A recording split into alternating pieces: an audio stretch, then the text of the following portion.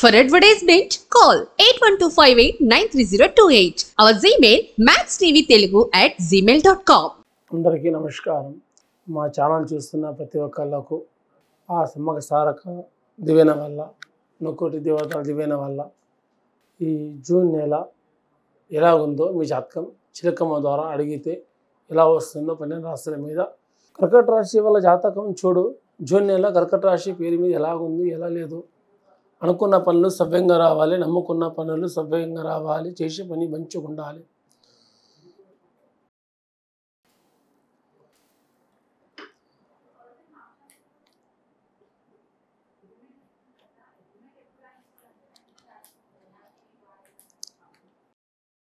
కర్కట రాశి వాళ్ళ జాతకంలో ఎలా ఉన్నదంటే కానీ ఎక్కడ పోయినా కానీ బరాబర్ రాజాంశ రాజబుద్ధులు చేనే పనిచేస్తారు.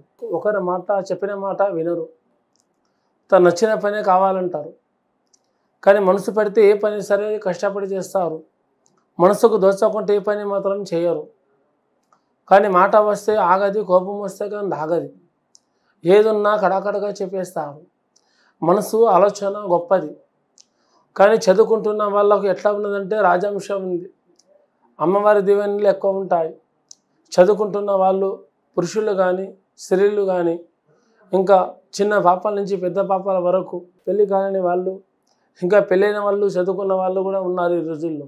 అలా చదువుకుంటున్న వాళ్ళ గురించి జాబ్ గురించి ఇంకా విదేశాలు వెళ్తున్న వాళ్ళకు విదేశాల్లో ఉన్న వాళ్ళకు కూడా ఈ రాశి చాలా బాగా వచ్చింది. ఈ జూన్ నెల చాలా బాగుంది. అనుకున్నవి సవ్యంగా జరుగుతాయి, నమ్ముకున్నవి సవ్యంగా జరుగుతాయి. ఏదనుకున్నా కూడా చేతికి ఫలితం దక్కుతుంది. దానికి ఏముందంటే ఏమి పరిష్కారం ఏమి లేదు. నరదోషం ఉన్నది ఇంటి మీద చాలా ఉంటుంది వీళ్ళకు, ఈ రాశి ఉన్న వాళ్ళకు. అంటే లోకం దృష్టి, లోకం కన్ను, నోటి ముంగట తీపితనం, కడుపులో కపటాలు కుట్రాలు ఉంటాయి.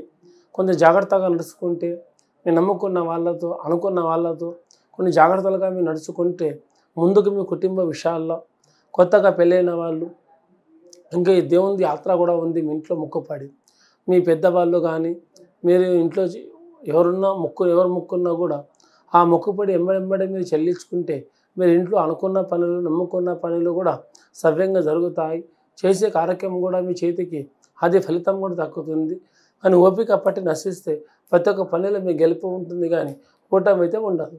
కానీ ప్రతి ఒక్కరు జాగ్రత్త పడి మీరు ఇంట్లో ఓపిక పట్టి అందరూ చేస్తే ప్రతి ఒక్క పనిలో మీరు పాస్ అవుతారు. కానీ ఇంకా రాజకీయంలో ఉన్న వాళ్ళకు భవిష్యత్ బాగానే ఉంది.